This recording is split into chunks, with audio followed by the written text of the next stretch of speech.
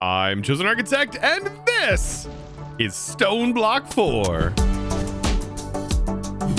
Now look at all those chickens. Oh yeah, jumping back into some more Stoneblock 4. Last episode we did get started with the chickens mod, and one in particular I really needed to sort of move forward was a blaze chicken, or at least some sort of blaze farm. We could have probably set up a spawner that would have been a lot faster, I think, at generating blaze, but getting into the chickens was something I definitely needed to do for several other things.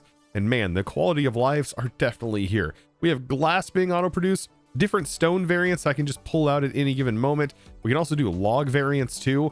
All of these things are so worth it. But today I really want to get into the Powah mod a little bit, and this is going to open a lot of things up for us. For example, wireless player charging, and it's also required right here. It wants us to really make an ender cell as one of our first things. Thankfully, we can skip a lot of the early game progression of Powah by just simply buying some rods to upgrade things. Now, if we take a little trip back to spawn, we can go to the fabricator here, and the fabricator, believe it or not, is going to sell us something very nice. One, it could sell us some garden cloches, which I definitely think is a good deal, but they also sell these energizing blaze rods, and I want to buy like 4 of those.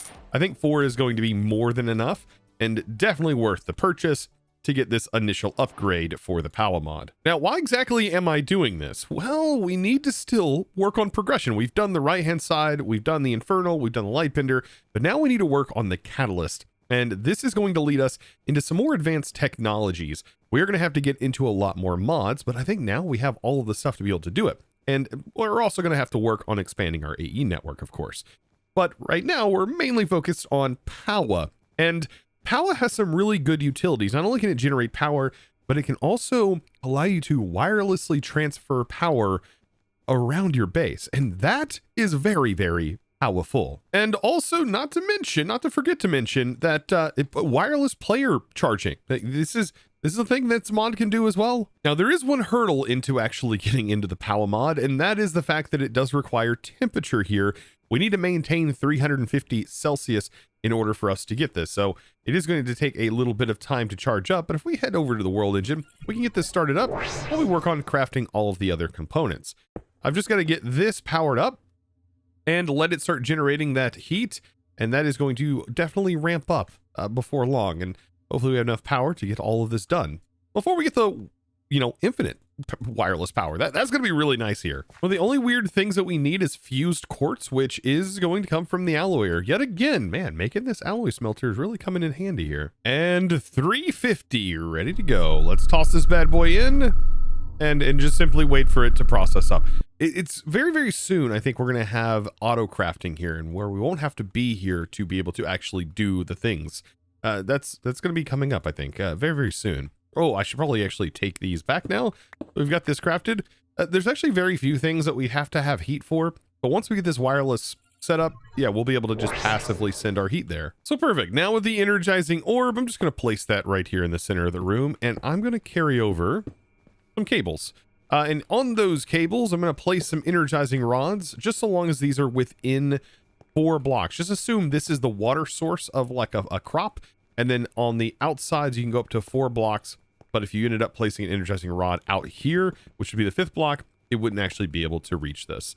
And this also is like a dome kind of around this, so you can put it up on the roof and stuff too.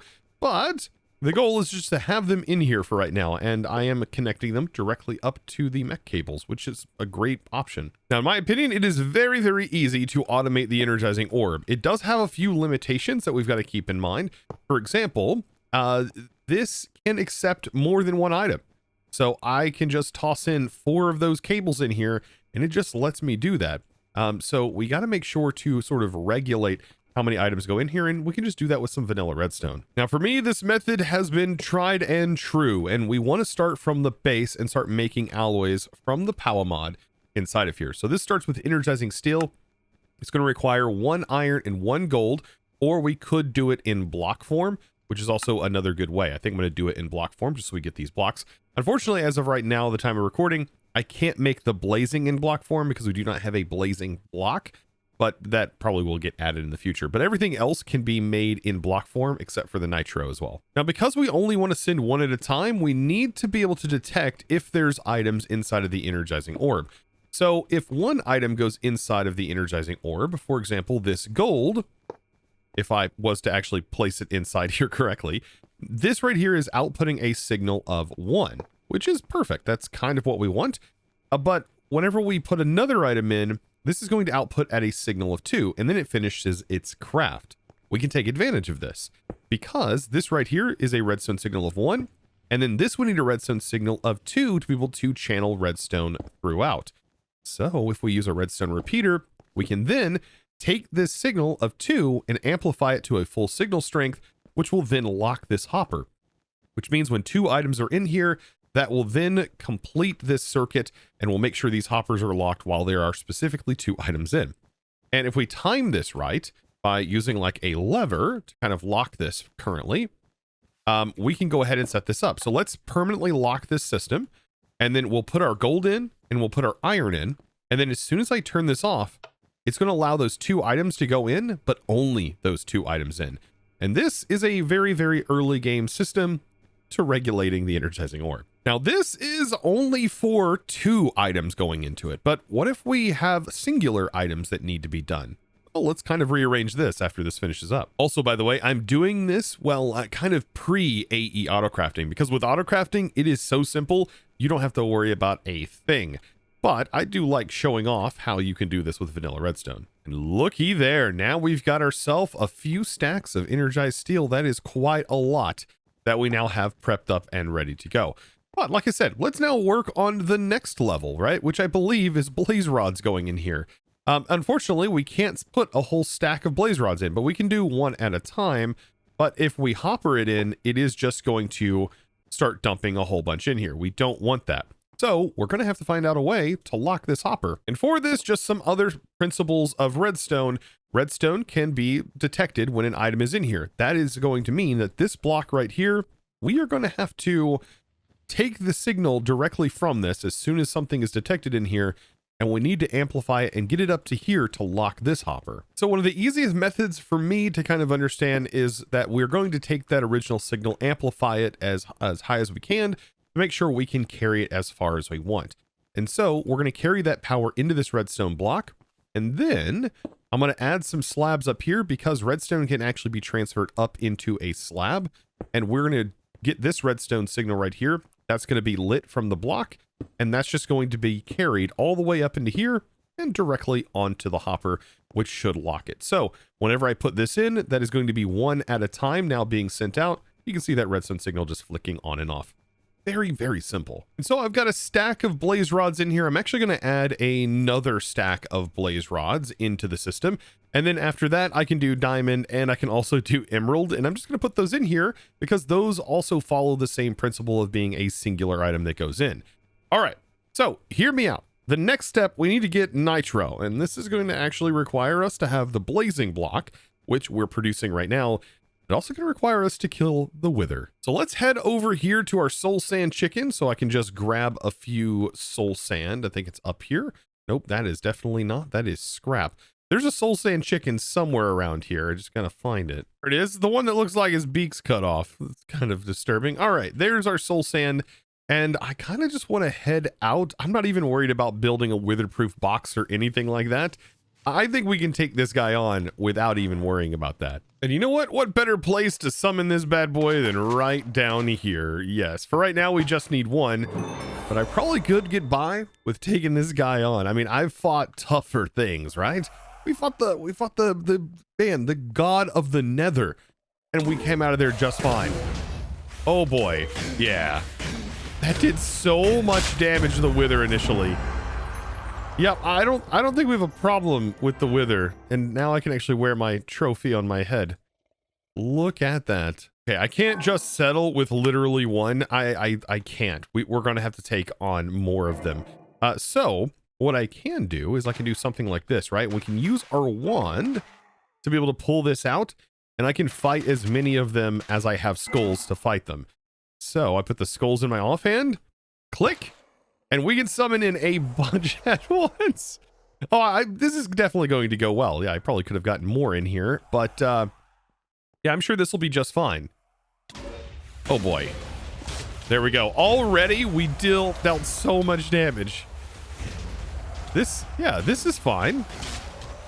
Nothing could go wrong. Holy smokes, it's crazy how much, like, seeing physically how much damage we're dealing. And it spreads. That's so wild. And looky there, in that time, all of our crystals are now ready to rock and roll. So we can take that blaze crystal, and we are now at the ability to make the nitro. So we'll take this, and I think making at least 2 sets of nitro is probably going to be a good idea. That's going to cost us 2 redstone blocks for each setup. And for this, I'm just going to hand place this in. I think that makes the most sense. So 2 blocks like that, and then 1 nether star, and then that should be nitro crystals. And I'm not super worried about all of this other stuff. We can actually go ahead and just get rid of it for now.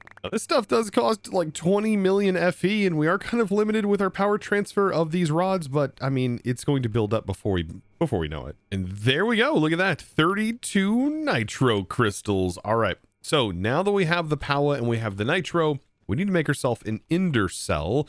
That is going to complete the main quest line. There's a couple of other things that we're going to need, though. The ender cores, these also are required in this. This requires 3 items, and I usually do them by hand until, well, we end up getting access down the road to the auto crafting with applied energistics. Oh man, I tell you, this craft is so easy with the lava eggs being able to be used in place of lava buckets. Oh, that's so good. Like I said, doing them by hand, they're so fast to craft. Like they just like happen almost instantaneously. There we go. Beautiful. We now have ourselves a ender cell nitro, but that completed the quest. Technically, I'm going to make myself another one because this one we're actually going to have to, well, submit.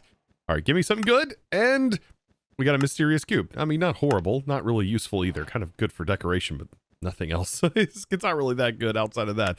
All right, so I think that's it. It says now we have to return to the Echo Catalyst. And I guess hear what we have to say about the world upgrade. Back to the Catalyst we are. Okay, now that we've got this, we can now complete that stage. Let's hear what the Echo of Catalyst has to say. So, you've heard of dragons, right? Those mythical, regal, flying creatures with scales harder than diamonds? Well, the WERK says they don't exist in your world, but somewhere out there, their eggs do. And of course, they're locked inside another vault, because nothing good ever comes easy, right? No clue what you'll run into down there. Maybe even a dragon itself. What I do know is that you'll need a dragon egg to craft Enderium for my next upgrade. Best of luck. Ooh, okay. So we're going to have to fight some sort of dragon thing. It says, tip, automate dragon egg productions with Zycraft extractors or other reliable method before turning them into Enderium. Yeah, it's probably a good idea to be able to make more dragon eggs. I mean, you really only get like 1 of them or what have you. All right. So yes, we have to get those Enderium blocks and also find another vault. Okay, I think that's something we'll worry about potentially next episode, but we do have to get back to here. Now, somebody did tell me that we can actually just click this, and whenever we submit and click this, it's going to automatically teleport us to the correct dimension. Oh, that is so nice that it does that. So we don't even have to be in the or at the world engine. It will just teleport us right there to submit the thing. Very, very cool. Oh, I love these animations. Ah, there it is. It's a little bit lower than it actually showed there, but it is right here. Interesting, the nitro cell. Now, because I didn't place this right here is technically not bound to me. So I don't have to worry about this interfering with any of our network systems. But apparently you can break it and place it back in here, and then you can use it technically. But in my case, I am not going to be using it here. I'm actually going to use it externally, and I'm just going to leave this alone, not to mess with our networks or anything like that. Let's head back home, and let's actually utilize this new thing that we just put in the world engine, because I really want to utilize this new technology in our base too. But we can't just use it yet. There's still some things that we actually need to craft first in order to do this. I'm actually going to be removing our energy cells that we've been using, and instead, I'm actually going to place my nitro cell here. Now, it's not going to start charging because it doesn't even have a buffer to charge from just yet. We actually have to give it that. And there's a couple of ways we can do this. We can either use an energy cell, or we can actually use a battery. And I think I'm going to go for the battery route first. And I'm just going to keep making batteries until we get all the way up to a nitro battery. And once we have this nitro battery, things should be able to be rocking and rolling. We'll have some power being stored in here that we can use not only here locally, but really anywhere in our base. And look at that. We're already at the spirited tier, and this is the final tier right here. And all I'm crafting are these little components. It only takes 2 for the battery. I find the batteries to be easier to craft than the actual energy cells themselves, because those require frames and all kinds of stuff. So, but I think you get about the same power, I do believe. This is 2 billion stored in the energy nitro cell, whereas this one's like 2 million, I think. No, it's 2 billion as well. Okay. Max input is still going to be the same though. Perfect. All right. So once we have ourselves the nitro battery, I'm going to go ahead and toss that in here. You open the interface and you shift right click over the battery. And when you do that, it's going to give this that buffer of 2 billion on the first channel right here. As of right now, I wouldn't worry about any of those channels. Just leave it on default 1 for right now. It gets a lot more advanced when you start playing with these other channels, and they're used for more complex power networks. Okay, but how do we actually use the wireless feature of this? I'm glad you asked. See, technically, you can use other ender cells to be able to transfer power around. You can do it in block form, or you can make these, which are gates, which are like little power nodes that you can attach to machines. You don't have to configure them anything, and they're just going to pull from the power grid. However, they are limited, and same on these, to how much you can send out and also send into the network. And for example, I find that ender gates, blazing, they can do 20,000 FE per tick per ender gate, per gate. And that's a lot. That's about as much as most machines will be able to accept anyways. And I find these to be really, really easy to make. We just need to make a few of the cables. And these are simply made just by using the same recipes we've been using. So with a little bit of love here, we have ourselves some cables, and now we have ourselves some gates, and this is where those ender cores also come into play. And beautiful. I've got about 24 of those now to play with. And this is where things get super powerful. We don't have to have wires dangling anywhere. We can just simply place a machine down and just give it power now. For example, let's say I want to actually move my my chargers from my Applied Energistics system over here, and I have 4 of those set up. Well, we can power this whole cable right here by just simply slapping on the gate, and look at that. This is now providing charge to all of these chargers. Beautiful. Things are looking pretty good. We now have like a power network where we can actually route things around. It's beautiful. However, we are limited to a max transfer rate on this one ender cell in this one channel of 2 million in and 2 million out per tick. That's something we've got to keep in mind. I don't think we're going to hit that anytime soon, but it is a number that we have to keep in mind. That is a limitation to the Powah mod. Okay, but now how do I power myself? Well, that's a little bit more complicated, honestly. See, for this, we are going to need a player transmitter. Now, the player transmitter itself is going to require a player aerial pearl that we've basically right-clicked from a zombie or a husk. And this aerial pearl, well, we can only get it from one place. It's actually from the Wayfinder, and we've already used it because this was actually required to be able to make the builder. So I am going to have to go and purchase another one because I don't believe that I bought 2 of them at the time. Let's head back to spawn, and we've got to talk to the Wayfinder. Very nice.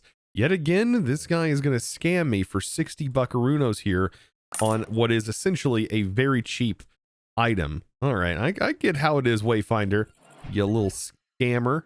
All right, let's head back in here. Now, what I'm going to try to do is actually spawn in a zombie. Let's see. We're not getting zombies. Well, not really going as planned here, is it? I want to basically clear this out until I can get a zombie to pop in. And you know what? I don't know if a villager zombie counts. I'm going to try. Yes, it definitely does. Perfect. So that's exactly what I needed. I needed a little zombie villager right there. And now we have an aerial pearl that is linked. And so what we need is to now craft, after doing that, the player transmitter. All these little pieces. We're going to have to start at the basic, and then we just have to work our way through all of the tiers in order to get it up to a higher level. But with the player charging, I don't usually like to go too high from the start. To be perfectly honest, I probably wouldn't even go over the blazing level. That's going to provide you with 40,000 FE per tick in wireless player charging.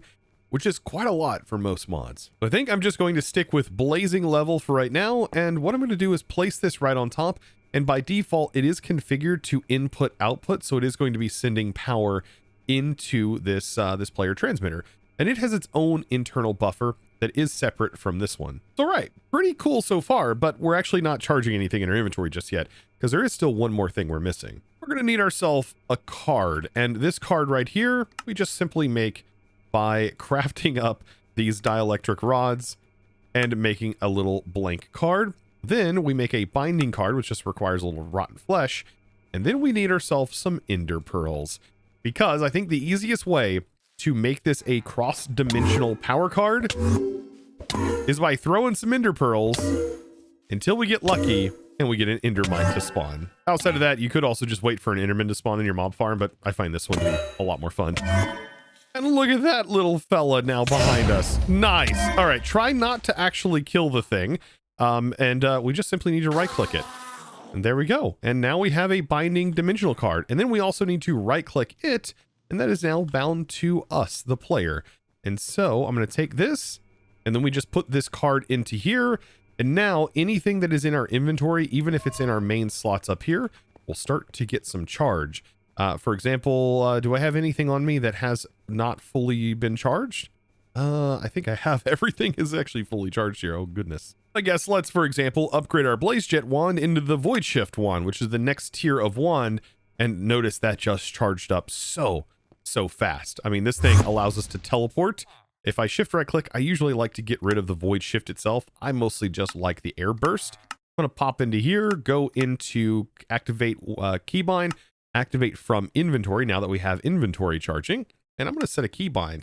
And I like to set it to one of my mouse buttons so I can use this Void Shift even if it's not in my inventory. Look at that. So nice. And because we have the creative flight, we don't take fall damage or anything.